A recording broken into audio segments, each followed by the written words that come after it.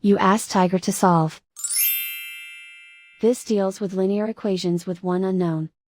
The final result is v equals 9. Let's solve it step by step. Group all constants on the right side of the equation. Subtract 2 from both sides. Group like terms. Simplify the arithmetic.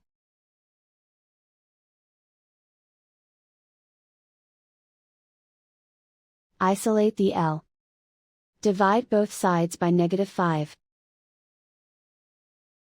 Cancel out the negatives. Simplify the fraction. Cancel out the negatives. Find the greatest common factor of the numerator and denominator. Factor out and cancel the greatest common factor. And so the final result is v equals 9.